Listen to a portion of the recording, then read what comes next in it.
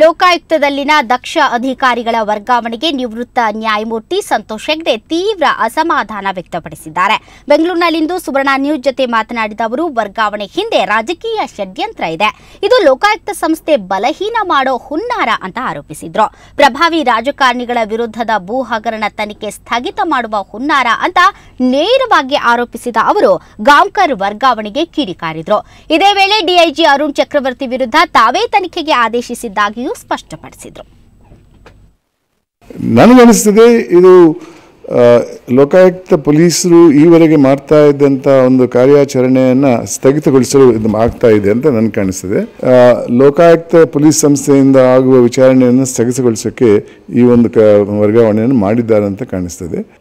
ಈ ಗಾಂವ್ಕರ್ ಅವರು ಈ ಹುದ್ದೆಯಲ್ಲಿದ್ದಾಗ ಮಾಡಿದಂಥ ಒಳ್ಳೆಯ ಕೆಲಸಗಳನ್ನು ಒಂದು ರೀತಿಯಲ್ಲಿ ಸ್ಥಗಿತಗೊಳಿಸಬೇಕು, ಇಲ್ಲಾಂದರೆ ಅದನ್ನು ಸ್ವಲ್ಪ ಬಲಹೀನ ಮಾಡಬೇಕು ಅನ್ನೋ ಒಂದೇ ಒಂದು ಕಾರಣಕ್ಕೆ ಅಂತ ನನಗೆ ಕಾಣಿಸ್ತಾ ಇದೆ. ಮೊನ್ನೆ ನಾನು ನಿವೃತ್ತನಾದ ಮೇಲೆ ಗಾಂವ್ಕರ್ನಲ್ಲಿ ತಂದರು.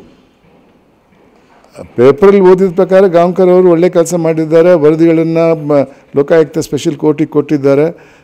ಇದೆಲ್ಲ ಆದಮೇಲೆ 3 ತಿಂಗಳಲ್ಲಿ ಅವರನ್ನು ಅಲ್ಲಿಂದ ಯಾಕೆ ವರ್ಗಾವಣೆ ಮಾಡಬೇಕು? ವರ್ಗಾವಣೆ ಮಾಡೋ ಸಂದರ್ಭದಲ್ಲಿ ಅವರು ಆ ಹುದ್ದೆಗೆ ಸರಿ ಹೋಗುವವರು ಇಲ್ವೋ ಅನ್ನೋ ವಿಚಾರಣೆ ಮಾಡಿರಬೇಕು. ಅವರು ಈ ಮಾಡಿ ತಿಳ್ಕೊಂಡು ಬಿಟ್ಟು ಕಳಿಸ್ಕೊಟ್ಟಿರಬೇಕು. ಇವಾಗ ಅವ್ರಿಗೆ ಬೇಡ, ಇಲ್ಲಿದ್ದರೆ ನಮ್ಗೆ ತಕರಾರಾಗ್ತದೆ, ತೊಂದರೆ ಆಗ್ತದೆ ಅನ್ನೋ ಒಂದೇ ಒಂದು ಕಾರಣಕ್ಕೆ ಅವ್ರನ್ನ ತೆಗೆದಿದ್ದಾರೆ. ಅದಕ್ಕೇನು ಸಂಶಯ ಇಲ್ಲ. ಈ ಎಲ್ಲ ಬದಲಾವಣೆ ನಾನು ಹೋದ ತಕ್ಷಣ ಆಗಬೇಕಿತ್ತು.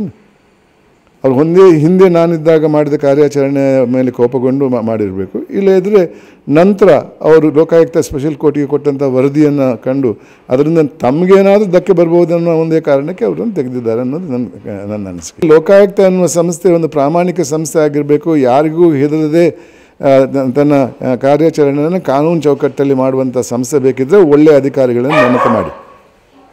ಈ ರೀತಿ ಮಾಡಬೇಡಿ. ಇದು ನನ್ನ ಸಲಹೆ.